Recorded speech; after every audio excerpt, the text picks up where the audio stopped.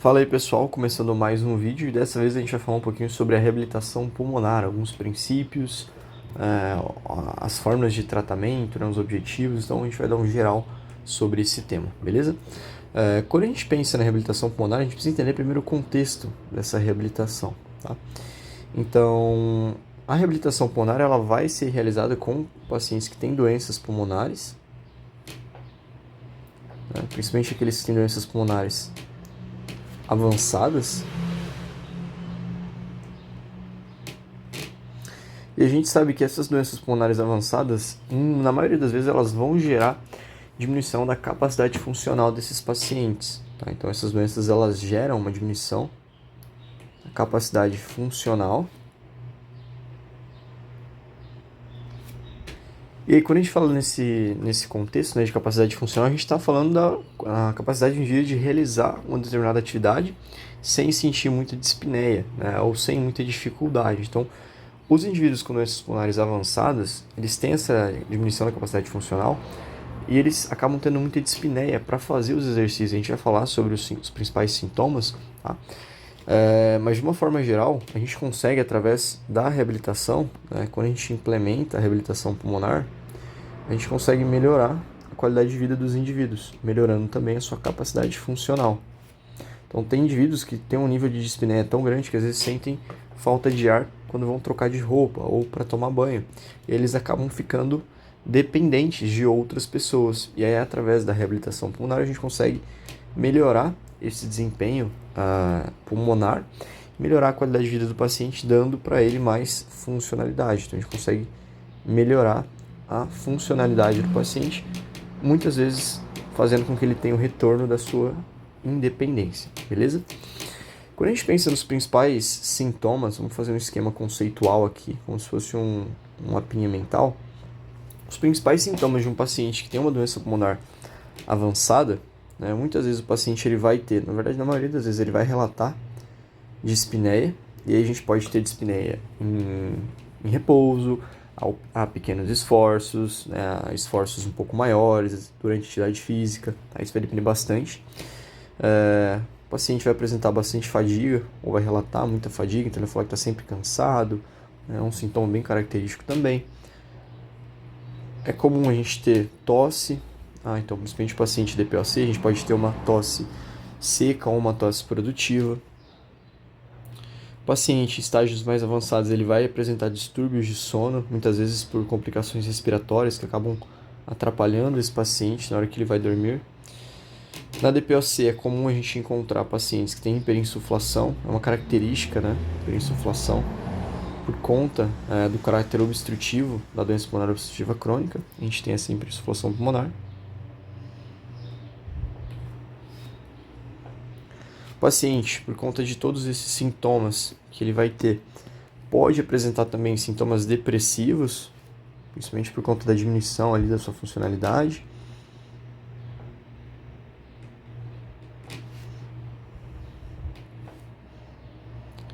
A limitação que a gente acabou de falar da capacidade, então ele vai ter uma limitação funcional.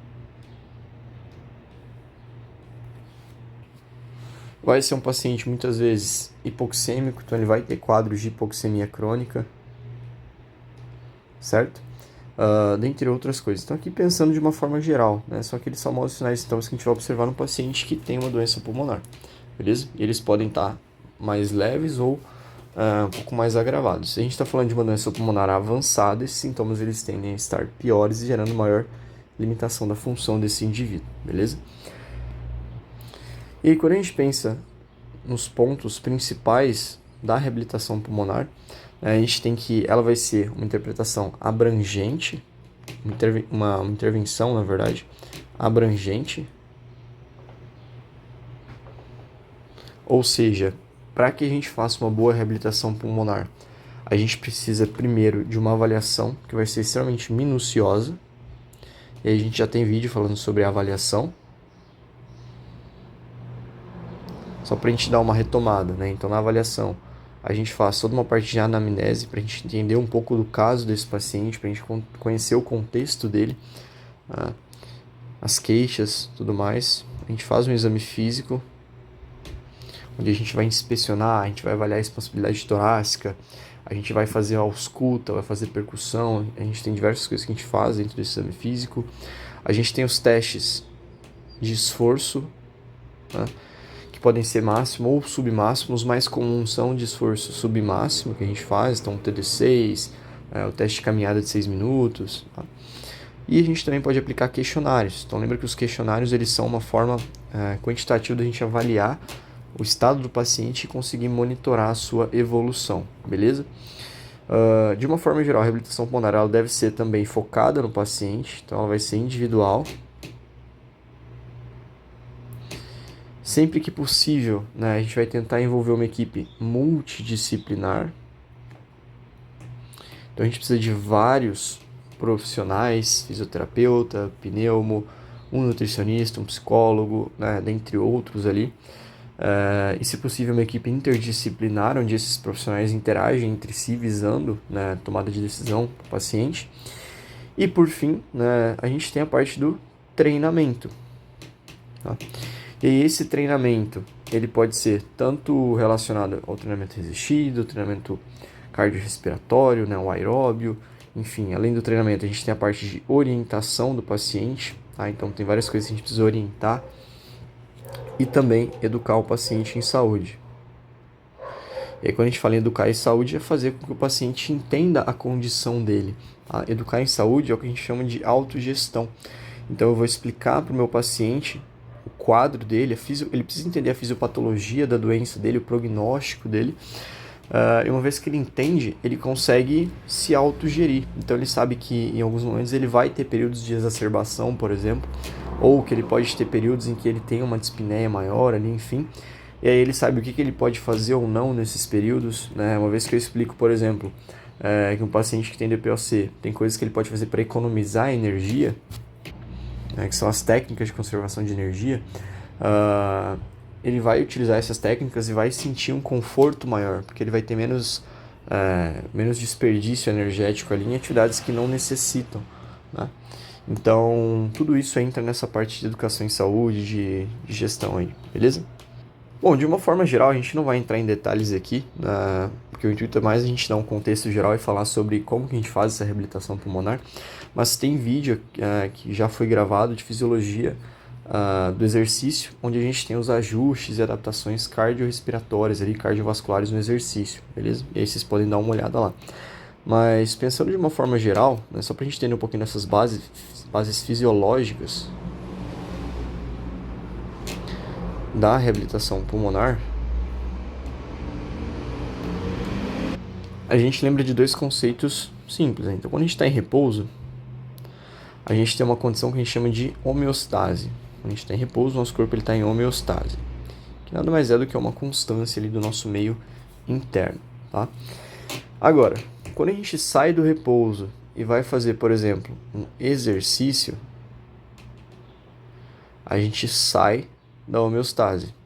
E aí a gente tem uma alteração nos nossos parâmetros. Então, por exemplo, durante o exercício, a gente vai ter um aumento da frequência cardíaca, um aumento da frequência respiratória e da ventilação também, o volume corrente tende a aumentar, tá?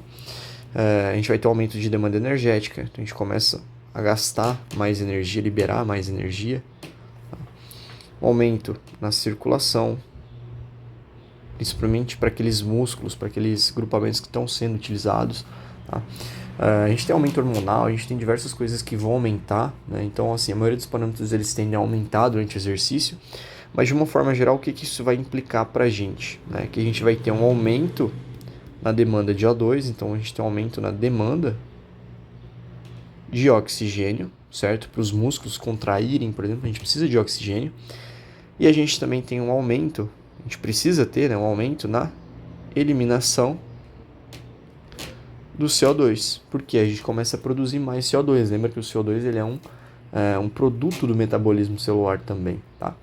E aí eu vou fazer um esqueminha para isso ficar um pouco mais fácil.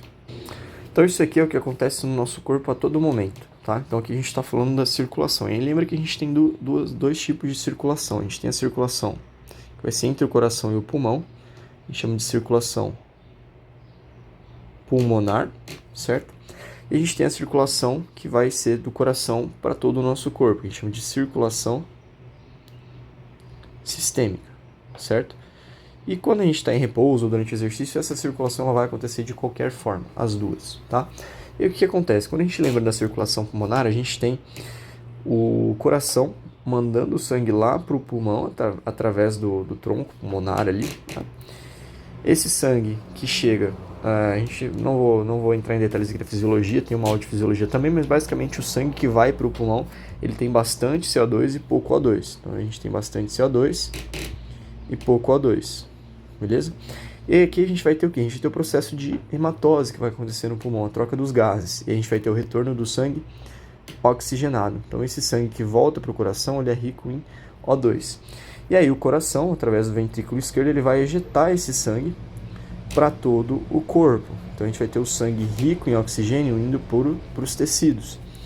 Lá no músculo, a gente vai ter a captação do oxigênio. Então o O2 ele vai para o músculo. E aí o músculo vai liberar o CO2 e outros metabólitos, os íons H+, enfim. E aí esse sangue rico em CO2 ele volta para o coração para que esse processo de renovação ali desse oxigênio e eliminação de CO2 ocorra de novo. Isso é o que acontece quando a gente está em repouso, quando a gente está nessa homeostase. Agora, quando a gente vai para o exercício, isso aqui também vai acontecer, só que vai acontecer numa velocidade muito maior, beleza? E aí, para que a gente tenha esse consumo de oxigênio, a gente vai precisar de algumas coisas. Então, primeiro, o oxigênio ele vai ser absorvido, a gente precisa de uma absorção, né, ou de uma captação ali. Essa captação do oxigênio vai acontecer como? Quando a gente respira. Então, a gente puxa o ar, faz inspiração, o ar entra para o pulmão e chega no alvéolo. Né? E aí ele vai para o sangue, onde a gente vai ter o transporte, certo? Depois a gente vai ter a utilização. E aí a gente entra no termo até do consumo de oxigênio, né? O VO2. Então a gente precisa absorver o oxigênio, a gente precisa transportar para que a gente consiga utilizar. Beleza? Então essas etapas também são importantes. Só relembrando assim, alguns conceitos gerais relacionados à fisiologia do exercício. Beleza? Deixa eu ajustar isso aqui antes da gente continuar. Aí, trouxe um pouco mais para o lado. Agora, o que a gente vai ter em relação ao exercício? A gente já viu que os parâmetros eles vão aumentar, né? A gente tem vários parâmetros que aumentam ali para suprir essa demanda aumentada que a gente tem de oxigênio, tá? E a gente precisa entender uma coisa que acontece em relação aos indivíduos que têm DPOC, né? Então, um indivíduo normal, muitas vezes, né, ele consegue suprir essa demanda aumentada que vai acontecer no exercício. Só que quando a gente pensa, por exemplo, num paciente DPOC um pouco mais grave, esse paciente ele vai ter uma diminuição do volume de reserva, né? Então, imagina assim, a gente tem aqui um volume que sobra no nosso pulmão quando a gente está na homeostase, tá? Quando a gente vai para o exercício, a gente aumenta a frequência respiratória e o volume corrente, tá? E a gente usa mais do volume residual que está no nosso pulmão, do ar do nosso pulmão. A gente tem uma reserva pulmonar, certo? Ventilatória, que vai ser usada no exercício. O paciente DPOC, ele não tem esse volume de reserva. Então, o volume de reserva do paciente DPOC está diminuído. Ou seja, quando ele vai para o exercício, ele não tem esse volume de reserva para auxiliar no equilíbrio entre o consumo de oxigênio e o aumento no nível de CO2.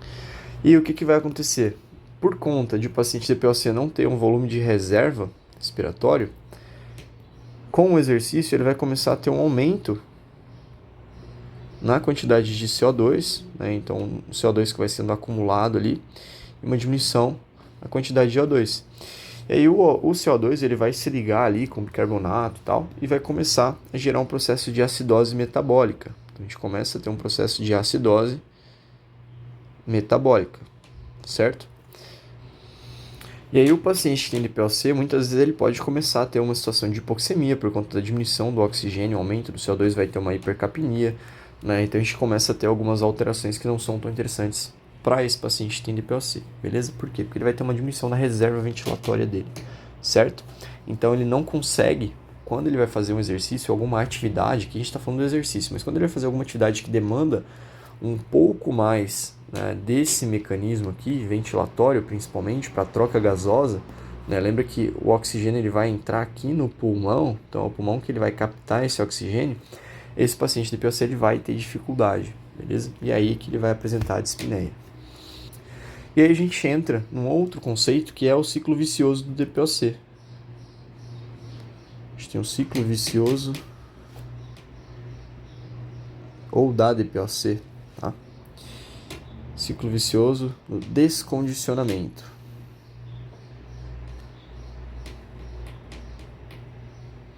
Então, o que seria esse ciclo vicioso do descondicionamento? Imagina que eu tenho um paciente que ele tem DPOC, certo? Então, ele tem uma doença pulmonar obstrutiva crônica. A gente já falou sobre a DPOC aqui em vídeos anteriores. Na DPOC, a gente vai ter uma limitação, principalmente do fluxo expiratório, certo? Então, uma doença obstrutiva. Por conta da diminuição desse fluxo respiratório, a gente tende a ter um pulmão hiperinsuflado, ele vai dificultar a troca dos gases ali, né? Enfim. Esse paciente de DPOC, quando ele vai fazer atividades que exigem um pouco mais da função pulmonar dele, ele vai apresentar falta de ar. A gente conhece como dispneia, tá? Uma vez que o paciente ele sente falta de ar, ele vai começar a fazer menos aquela atividade, porque ela gera uma falta de ar. Então esse paciente começa a ficar mais inativo. Então ele começa a entrar num quadro onde ele aumenta a sua inatividade. Certo? Quando esse paciente ele aumenta a sua inatividade, ou seja, ele para de fazer as atividades que ele costumava fazer, ele começa a ter uma diminuição, um declínio da sua capacidade física, certo?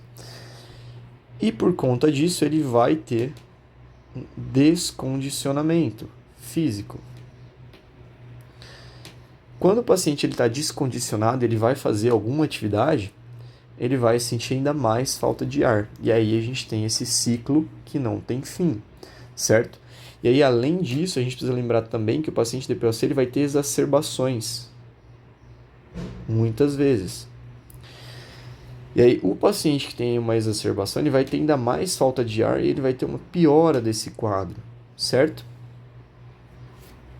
E outra coisa que também influencia é que se o paciente está descondicionado, se ele tem uma baixa capacidade física, ele também fica mais susceptível a ter essas exacerbações, tá bom? Então esse é o ciclo que a gente falou. E aí pensando de uma forma geral, esse ciclo aqui vai fazer com que o paciente muitas vezes evolua para adquirir uma incapacidade, né? Então o paciente ele não consegue realizar as atividades que ele precisa. Isso vai contribuir para a progressão da doença. Então ele tende a ir piorando e muitas vezes vai estar relacionado também com a mortalidade, então a morte precoce, beleza? Então isso aqui é o que acontece se o paciente ele não é sujeito aí, por exemplo, ao treinamento cardiorrespiratório. Então o treinamento, a reabilitação pulmonar no caso, ela vai auxiliar o paciente dentro desse processo, tá? Para que a gente faça com que o paciente ele seja mais ativo, então a gente vai buscar aumentar a atividade para aumentar a capacidade física e diminuir o condicionamento. Então, quando a gente entra com a reabilitação pulmonar, a gente vai buscar diminuir essa inatividade, então aumentar o nível de atividade desse paciente, melhorar essa capacidade física, diminuir esse descondicionamento e assim diminuir essas situações de falta de ar. Beleza? E aí a gente consegue melhorar a qualidade de vida do paciente. Então isso é o que a gente faz para melhorar a qualidade de vida. Beleza? E é claro, quando a gente pensa na dispneia, a gente tem várias coisas que vão influenciar nessa dispneia. Tá? Então fatores que podem, por exemplo, piorar essa dispneia. Então a dispneia, existem os sinais de dispneia, o desconforto respiratório. Né? Então a gente tem sinais que a gente observa no paciente que vai ter. Então a gente vê, por exemplo, o paciente dispneico, ele tende a ter cianose, né? Pode apresentar, na verdade, cianose, né? Principalmente se ele tiver uma hipoxemia de forma crônica. Ele pode apresentar tiragem, que é a tração da pele durante a respiração, né? Ele pode apresentar o uso de musculatura acessória, aumento da frequência cardíaca, dentre outras situações ali. De uma forma geral, a gente sabe que alguns fatores influenciam nessa dispneia de forma negativa. Então, por exemplo, o sedentarismo. Então, paciente sedentário, um paciente que tem uma hipercapnia, um paciente que tem um processo de inflamação crônico, né? Esses fatores vão gerar até mesmo alterações musculoesqueléticas. Não vou nem colocar isso, mas enfim, essa dispneia, esses são os sinais de dispneia, tá? E a gente pode ter vários fatores que vão influenciar nisso também, até mesmo nas alterações musculoesqueléticas que o paciente ele vai ter. E uma vez que ele tem alterações musculoesqueléticas, se o músculo dele ele fica menos capaz de utilizar o oxigênio como fonte energética, a gente tende a ter uma piora dessa dispneia. A gente não falou aqui, mas quando a gente pensa nas alterações que vão acontecer a nível muscular, muitas vezes o paciente que tem uma hipoxemia de forma crônica, ele vai ter alterações musculares. A gente já viu na fisiologia também. Então, ele pode ter, por exemplo, alterações que vão acontecer na musculatura respiratória mesmo.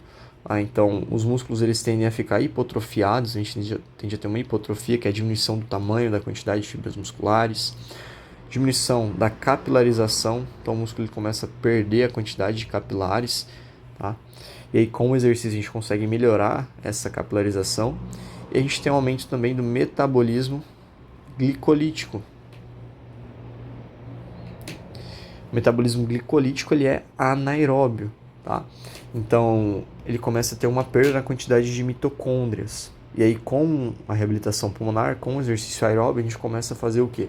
A gente começa a melhorar esse processo de capilarização, aí começa a chegar mais fluxo sanguíneo para aquele músculo, a gente diminui essa resposta metabólica, a gente aumenta a quantidade de mitocôndrias, né, para que a gente tenha de volta a respiração aeróbia, né, e a gente consegue às vezes melhorar um pouco essa condição de hipotrofia. Um pouco mais difícil, mas a gente também pode conseguir isso, beleza? Então essas são algumas, né, alguns conceitos que são importantes quando a gente pensa nesse paciente que tem DPOC. Bom, então continuando, para a gente falar um pouco sobre os objetivos, né, a gente tem vários objetivos quando a gente pensa vamos colocar os objetivos também como se fosse um esqueminha aqui, de uma forma esquemática. Mas quais são os principais objetivos da reabilitação pulmonar? A gente já falou alguns, tá? Mas basicamente, através da reabilitação pulmonar, a gente vai visar melhorar o processo de troca gasosa, né? Então a gente vai fazer com que esse processo de troca gasosa ele seja mais eficiente, através de ajustes que vão acontecendo. Tem como intuito também, né, melhorar o condicionamento desse paciente.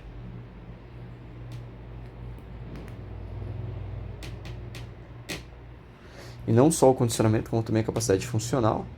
Então, um tem a ver com o outro.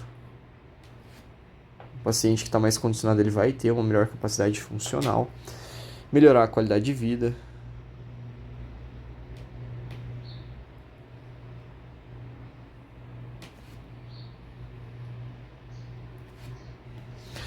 Melhorar a força e a resistência dos músculos respiratórios, né? Então melhorar ali tanto a força quanto a resistência da musculatura respiratória.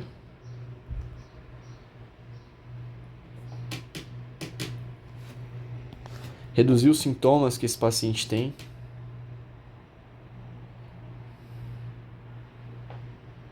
Evitar complicações, né? Entra meio junto aí.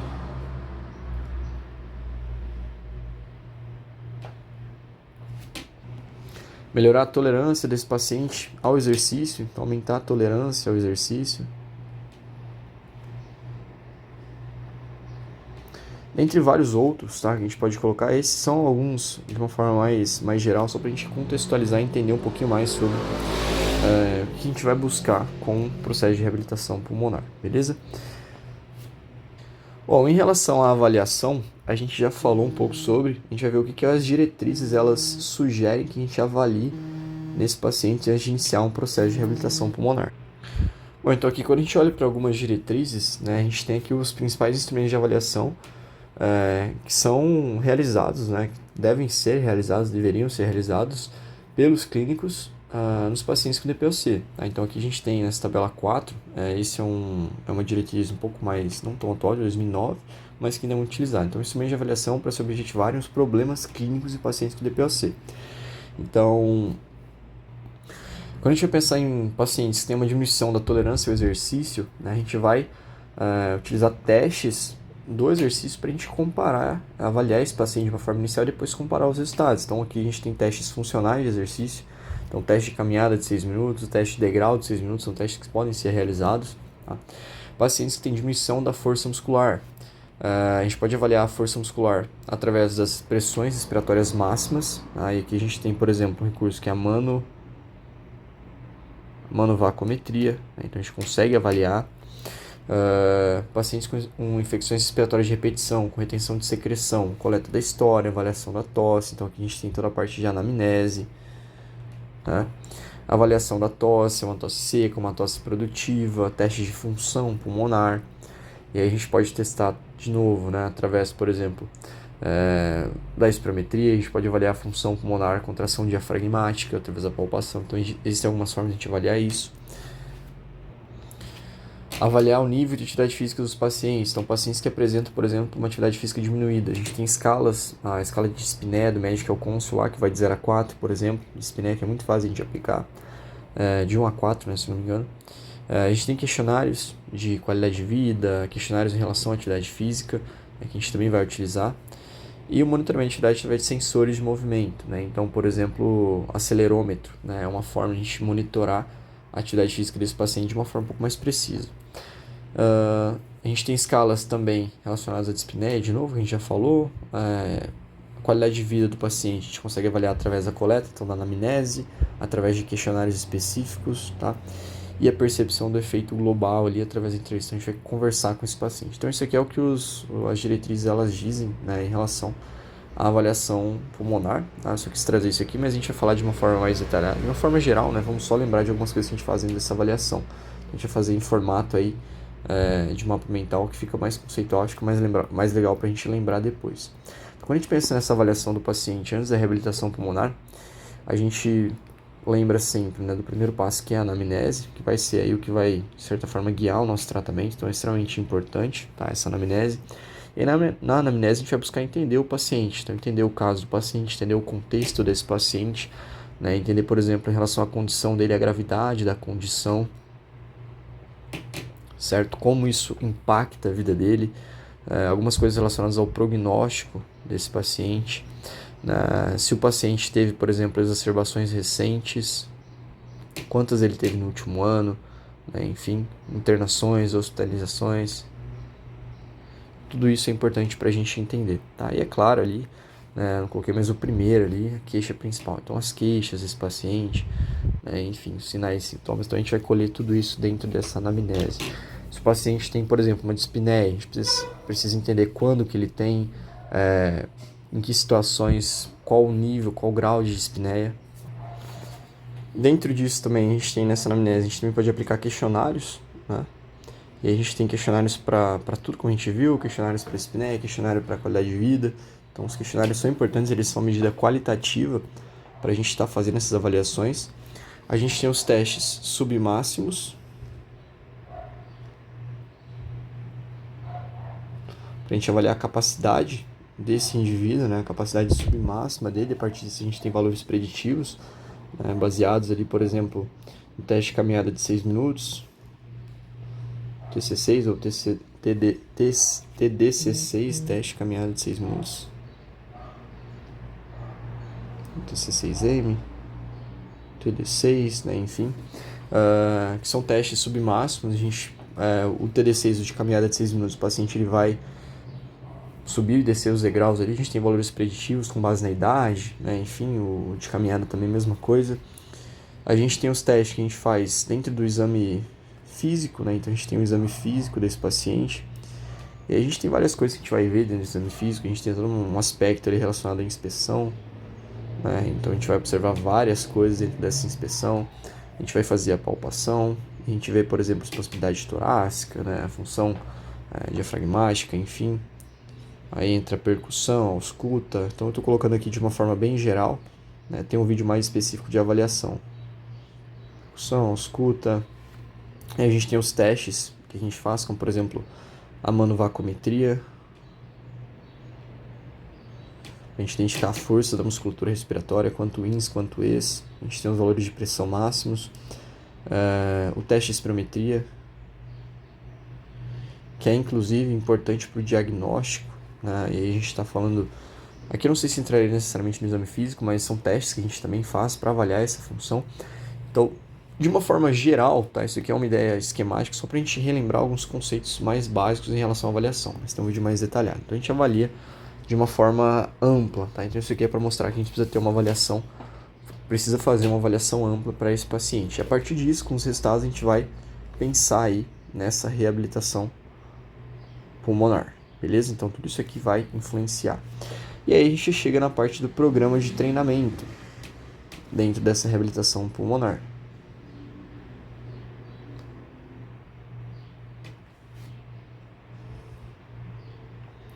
E aí, quando a gente pensa no programa de treinamento para reabilitação pulmonar, ele precisa ser um programa completo, ele precisa abordar diferentes valências, tá? Então a gente vai falar um pouco sobre isso. Mas, primeiro, a gente vai entender um pouquinho sobre os princípios do treinamento em si. Né? Então, os princípios, eles são o que vão nortear aí, que vão guiar o nosso tratamento. A gente precisa lembrar que existe o princípio da sobrecarga,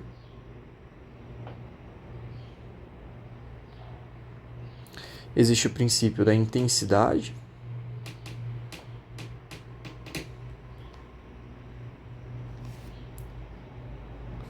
da especificidade, vou colocar esse aqui embaixo,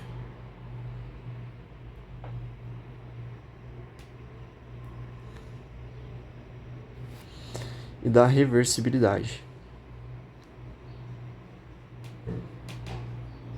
Esses 4 princípios, eles são extremamente importantes para a nossa prática clínica.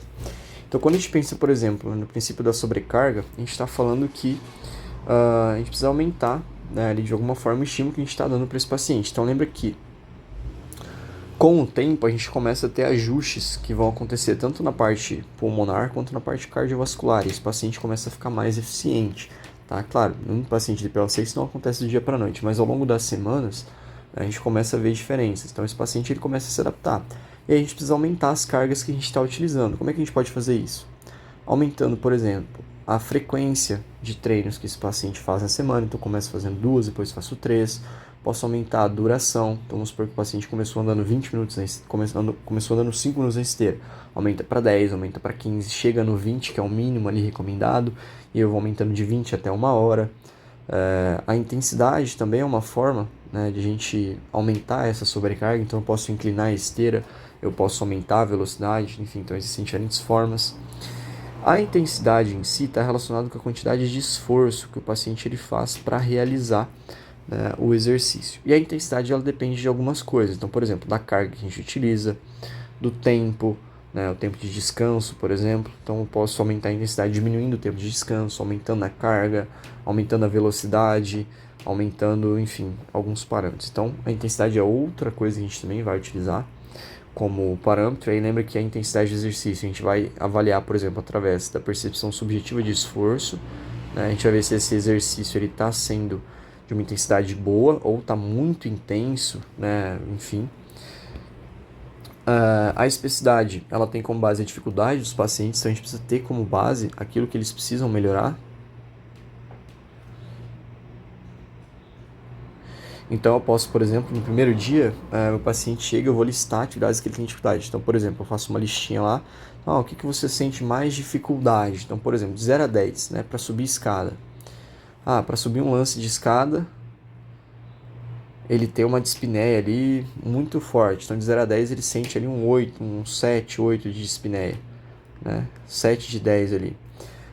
Para caminhar 2 quarteirões ou mais, ou para caminhar ali 1 quarteirão, ele vai sentir bastante dispneia. Ele sente ali, sei lá, um 6 de 10 de dispneia, né? Então, para caminhar alguns metros.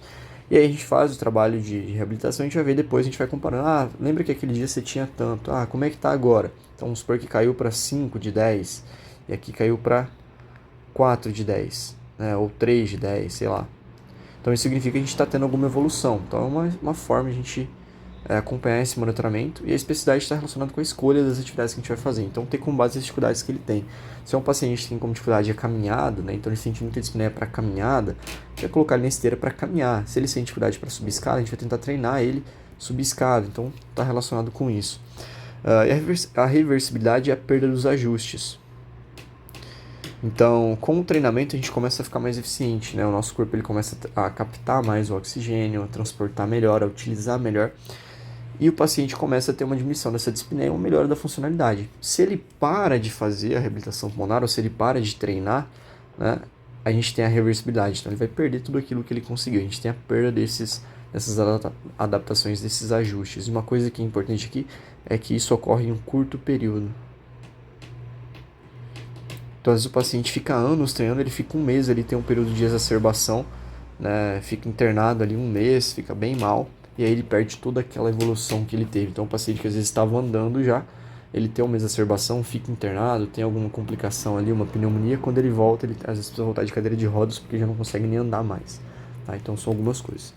E aí, dentro desse programa de treinamento, a gente deve englobar a educação do paciente, tá? Então, em relação a algumas coisas que a gente até já citou, conservação de energia, né, técnicas respiratórias que o paciente pode fazer, né, enfim, a gente vai falar um pouco mais sobre isso em outros vídeos.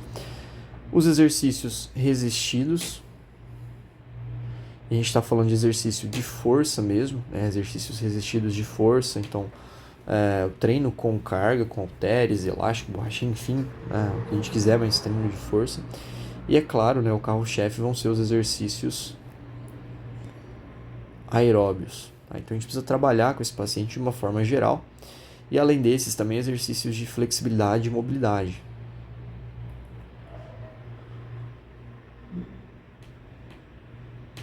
Então a gente vai ter todas essas esferas aqui. Tentei fazer um esquema aqui, não sei se vai dar certo.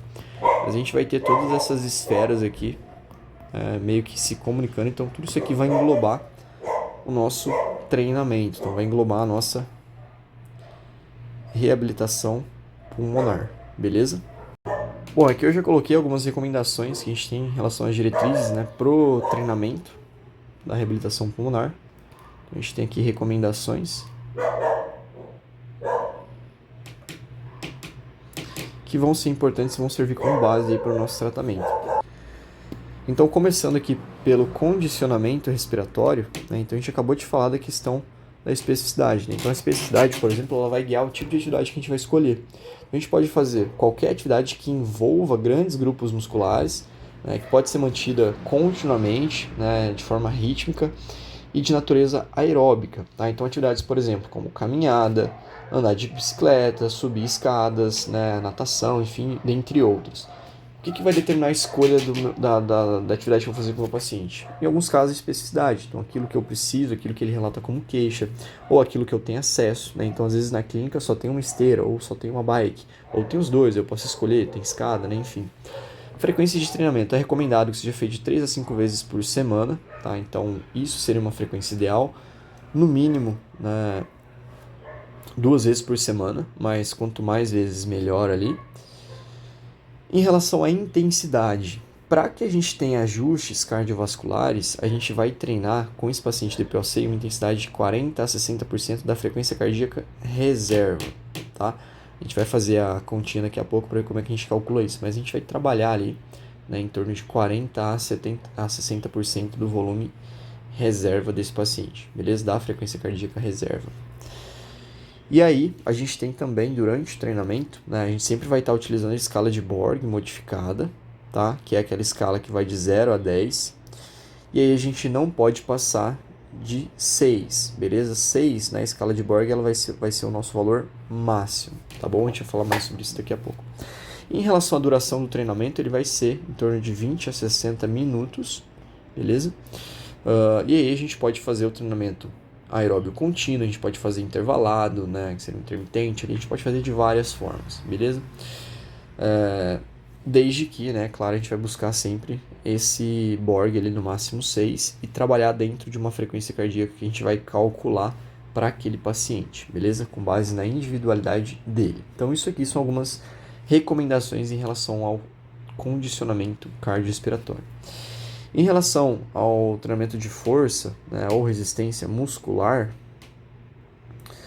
a gente vai ter que o treinamento ele vai ser realizado nos grandes grupos musculares, tanto de membro superior quanto membro inferior. E a gente pode trabalhar tanto de forma isolada quanto de forma a utilizar vários músculos com exercícios multicomponentes. Tá? Então, por exemplo, se é um paciente que tem uma dispneia maior, a gente começa com exercícios isolados. Depois, conforme ele vai melhorando, a gente vai utilizando exercícios multicomponentes que envolvem vários músculos, que demandam ali uma dificuldade um pouco maior, demandam mais energia.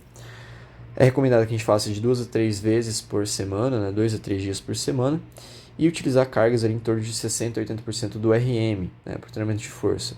Em alguns casos, a gente não vai conseguir fazer isso já com esse paciente, né? Então, em alguns casos, a gente pode começar com um pouco menos de peso, né? Uma porcentagem um pouco menor, depois ir progredindo até chegar dentro disso que é recomendado.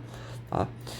Em relação à quantidade de repetições, de 8 a 15 repetições, né? Trabalhar séries ali com um pouco mais de intensidade, né? Então, uma carga um pouco maior, se possível, e um pouco menos de repetições, ali, entre 8 e 15. E em relação às séries, regime de séries aí de 2 a 5 séries, algumas outras diretrizes recomendam de 1 a 3 séries por grupo por semana, tá? Então isso também é interessante. A gente também pode utilizar de 1 a 3 séries por grupo por semana.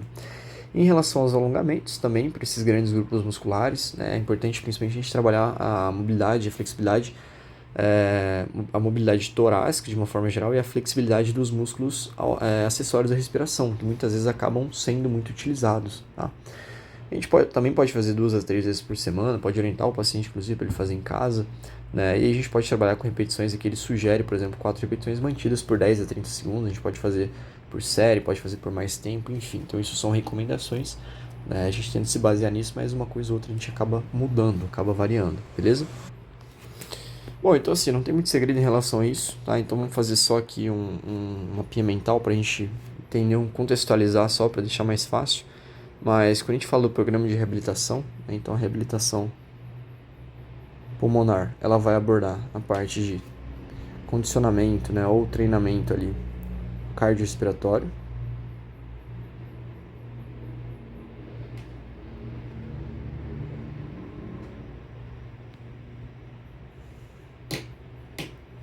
certo? E aí quando a gente fala do condicionamento cardiorrespiratório, a gente vai realizar ali, é recomendado, né, que a gente faça de 3 a 5 vezes por semana, então no mínimo 2 vezes por semana.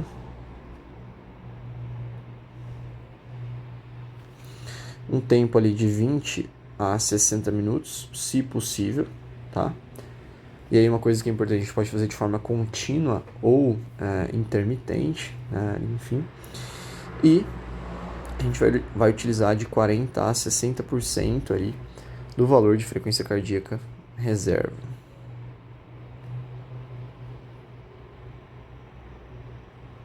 Beleza? Em relação ao treinamento resistido, né? Então, treinamento de força, vou colocar aqui, em relação ao treino de força,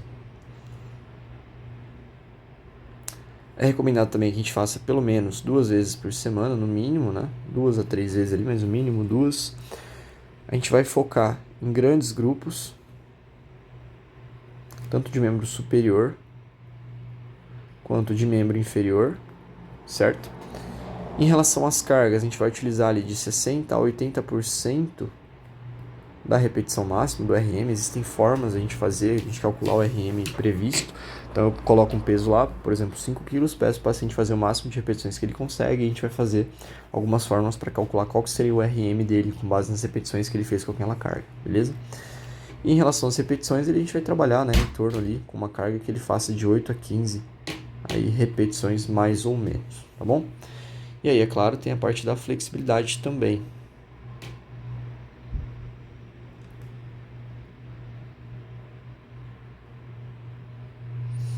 E aí a gente vai trabalhar como é recomendado ali também, de 2 a 3 vezes por semana. 2 vezes seria o mínimo ali por semana, tá? A gente vai trabalhar também esses grandes grupos. Então, o foco vão ser os grandes grupos. Posso focar também na musculatura acessória. E a gente vai fazer ali em torno de... o número de repetições pode variar, mas assim, de 2 a 5 repetições, de 10 a 30 segundos ou mais tempo, né? Enfim, isso vai variar bastante aí, tá? Mas é isso. Então, isso seriam algumas recomendações aí com base no que a gente viu ali em cima, só para deixar um pouco mais fácil aí de visualizar, beleza? Eu coloquei aqui, isso aqui é extremamente importante, né? Isso aqui é uma escala de Borg para dispneia, né, no caso. E essa aqui ela tá colorida. E aqui a gente vai avaliar a percepção subjetiva de esforço do paciente. A gente avalia o que a gente chama de PSE, tá? Então o que a gente vai fazer? Durante um exercício, o recomendado é que a gente atinja aqui, o nosso limite seja o 6, tá? Então o 6 é o máximo de intensidade que a gente vai utilizar. Então se o paciente está fazendo um exercício, por exemplo, uma caminhada, e ele chega nesse valor de 6, isso aqui é o máximo. Se ele chega no 7, por exemplo, já é recomendado que eu diminua a intensidade. Então eu preciso diminuir a intensidade, porque esse exercício está muito intenso para ele, está muito forte. E no exercício aeróbio, de uma forma geral, se a gente conseguir manter entre 3 e 4, né, entre moderado para um pouco forte, é ok. Então a gente vai tentar manter isso aqui, né, de 20 ali a 60 minutos, beleza? Então a escala de Borg a gente vai utilizar, né, a cada 5 minutos ali, por exemplo, durante a caminhada, a gente vai pedir para o paciente olhar, ele vai falar para a gente como que tá, e isso é o que vai guiar aí a intensidade do exercício, beleza? A escolha da intensidade que a gente vai utilizar. Bom, além disso, a gente tem algumas estratégias adicionais que a gente pode utilizar, eu vou colocar elas de uma forma geral, a gente não vai aprofundar muito porque o vídeo já ficou grande, mas só para a gente citar aí. Então a gente tem estratégias adicionais podem estar sendo implementadas dentro dessa reabilitação cardiopulmonar, né? Reabilitação pulmonar em específico. Então, por exemplo, o treinamento dos músculos respiratórios.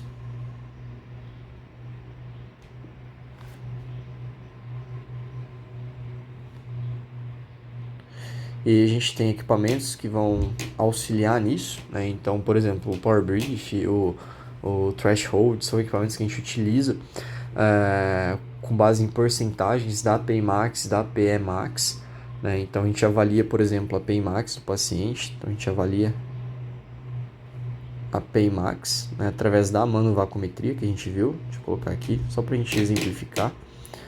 Então a gente tem dois aparelhos que são bem famosos aí, um deles é o Power Brief,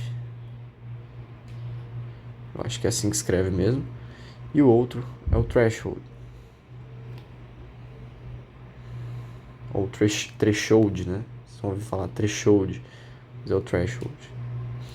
Então, nesses equipamentos a gente avalia a API Max do paciente, principalmente, e a gente vai calcular porcentagens da API Max, certo?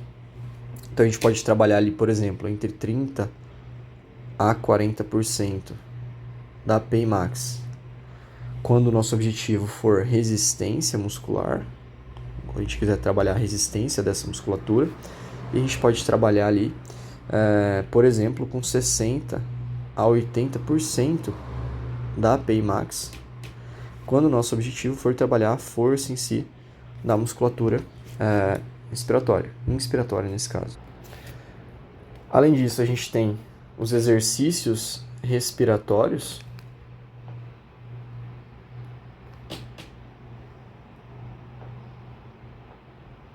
E aí podem entrar vários exercícios, né? Desde exercícios diafragmáticos, por exemplo, né? Exercícios do freno labial, que a gente usa muito paciente que é obstrutivo, paciente com DPOC, para aumentar ali o tempo expiratório e fazer com que ele consiga eliminar mais ar, né? Até exercícios de reexpansão, né? Enfim, a gente tem vários exercícios respiratórios que a gente pode utilizar juntos como um complemento, né? Às vezes passar para o paciente fazer em casa. Estratégias de posicionamento corporal também.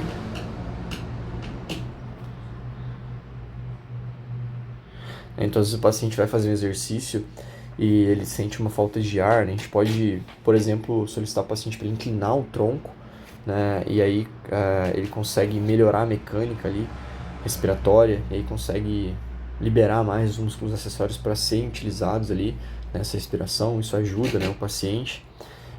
A suplementação de oxigênio, então é um recurso extremamente importante. A gente vai ter vídeo falando especificamente dela, da oxigenoterapia, mas a suplementação de oxigênio a gente vai utilizar sempre que o paciente tiver uma saturação menor do que 90, para a gente manter a saturação acima disso. Então o objetivo é manter a saturação periférica de oxigênio no paciente igual ou maior do que 90%. tá? Inclusive se for um paciente DPOC. Só que, é claro, em alguns pacientes a gente pode ter uma saturação normalmente diminuída, beleza? A ventilação mecânica não invasiva também vai ser um recurso, né? Então a gente pode utilizar ventilação mecânica não invasiva, né, para diminuir a dispneia desse paciente. Aí quando a gente trabalha com essa ventilação mecânica, a gente está empurrando o ar para o alvéolo, então a gente está mexendo na pressão alveolar em si, né? A gente tem, além disso, as estratégias que a gente falou de conservação de energia. O que seria essa conservação de energia? Então, isso aqui são mais orientações que a gente traça para o nosso paciente, que a gente explica para ele, né? Então, por exemplo, deixar os itens que ele usa mais em lugares mais acessíveis, né, para ele não precisar ficar levantando muito ou abaixando muito para pegar, para ele falar menos durante a atividade física. Então às vezes o paciente começa a fazer uma esteira e começa a falar, e ele fica mais dispneico. Então a gente fala, faz um pouco de silêncio aí, foca no exercício, né? Então ele consegue diminuir um pouco essa sensação de dispneia. Fracionar as atividades. Então, por exemplo, vai limpar a casa, não faz tudo de uma vez. Faz uma coisa num período, descansa um pouco, faz um pouco depois, né? E vai fazendo parcelado, fraciona essas atividades. E evitar atividades que sejam desnecessárias. Então, por exemplo, o paciente vai amarrar o cadarço. Ele precisa amarrar o cadarço em pé, pode amarrar sentado, tá? Então, são coisas, dicas mesmo, orientações que a gente dá para o paciente que vão fazer uma grande diferença, tá? E, de uma forma geral, é isso, tá? Então, a gente viu um pouco dessas estratégias adicionais que a gente vai utilizar em conjunto, né, com a reabilitação pulmonar, que vai ser o carro-chefe dessa reabilitação. Bom, e é isso. Esse vídeo já ficou um pouquinho grande, eu vou terminar ele por aqui, tá? Então, de uma forma geral, a gente falou sobre as estratégias que a gente vai utilizar dentro dessa reabilitação pulmonar, né? Algumas recomendações em relação a como que a gente vai fazer essa reabilitação pulmonar, né? Falou sobre os princípios, falamos de uma forma bem geral sobre a avaliação, alguns objetivos, e alguns conceitos importantes em relação ao ciclo vicioso que a gente tem na DPOC, as bases fisiológicas da reabilitação pulmonar e alguns conceitos aí importantes relacionados a ela, beleza? Os sintomas, o contexto. Então eu vou encerrar esse vídeo por aqui, espero que tenha ajudado e até os próximos vídeos aí. Valeu e até mais!